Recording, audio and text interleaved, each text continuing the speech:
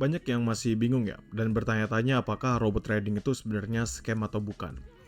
Ternyata robot trading itu ada yang ilegal dan memang ada yang legal juga. Pahamilah perbedaannya agar kalian tuh bisa menghindari dari adanya penipuan.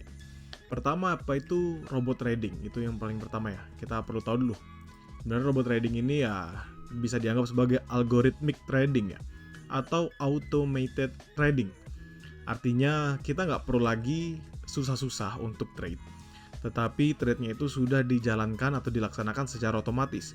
Biasanya dia itu sudah ada algoritmanya, semisal ketika pergerakan harga menembus area resisten dari pivot level bla bla bla, maka dia akan entry buy or sell begitu. Jadi otomatis lah, kalau misal dia hit ini dia buy, dia hit itu dia sell, 1, 2, 3 confirm dia akan buy, 1, 2, 3 confirm dia akan sell. Jadi robot trading itu mengotomatisasi lebih tepatnya, sehingga menghilangkan beberapa hal yang memang ada di diri manusia, termasuk emosi. Jadi trade dengan robot trading itu bisa banget, dan memang ternyata ada, itu bukan sesuatu hal yang fana ya. Namun yang jadi masalah kita adalah apa ciri dari robot trading abal-abal atau robot trading yang ilegal. Banyak yang masih bingung ya, robot trading tuh ada yang legal juga, tentu ada. Dan ada juga yang abal-abal. Dan yang abal-abal ini saya akan lebih tekankan karena jauh lebih mudah untuk melihat yang abal-abal dibanding melihat yang legal. Walaupun legal tinggal lihat dari regulasi ya. Jadi yang pertama tuh apa? Aksesnya terbatas. Kenapa dibilang aksesnya terbatas? Tentu karena dia biasanya itu hanya bisa diakses melalui broker tertentu. Misal, robot trading ini hanya bisa dipakai di broker ABC begitu.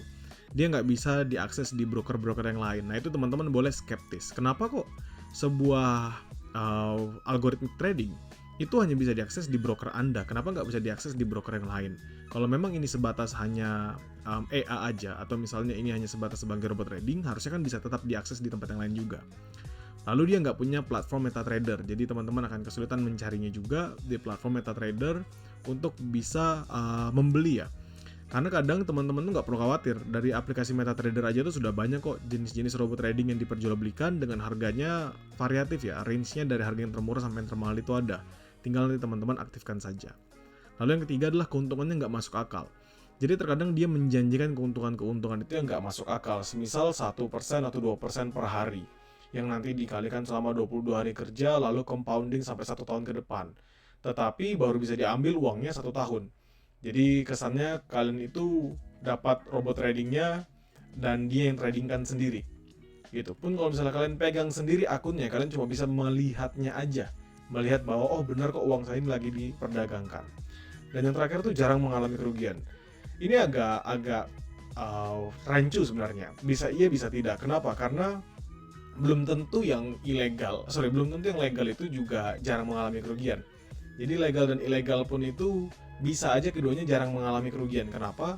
Karena namanya trade ya bisa aja dia punya algoritmik tertentu yang menghindari kerugian-kerugian yang besar. Bisa aja. Atau mungkin trade-nya nggak begitu banyak dan dia hanya trade pada momentum yang memang signifikan bagi trade yang diperjalankan, itu bisa, yang diperdagangkan itu bisa aja. Tetapi empat ini sudah menjadi reason pertama ya, yang menurut saya bisa teman-teman perhatikan. Yang kedua tuh apa lagi? Ya teman-teman bisa ngelihat dari adanya unrealistic promises ya. Jadi yang tadi ya, keuntungan nggak masuk akal, janji-janji yang terlalu manis, itu teman-teman bisa jadikan patokan bahwa ini mungkin aja robot trading abal-abal.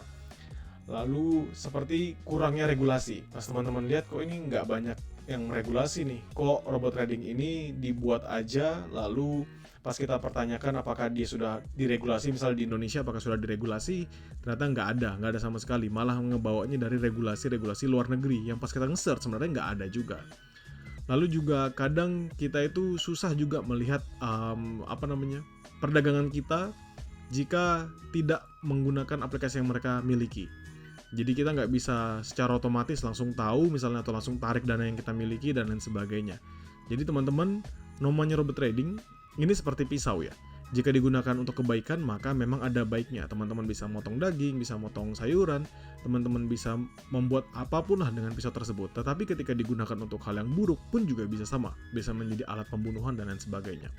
Itulah yang saya bilang, bahwa robot trading itu ada yang legal, ada pula yang ilegal, dan paling mudah untuk kita menganalisisnya adalah Lihat aja robot trading yang abal-abal itu. Nanti semakin lama semakin kita melihat, maka kita akan ketemu robot trading yang sebenarnya nggak begitu abal-abal.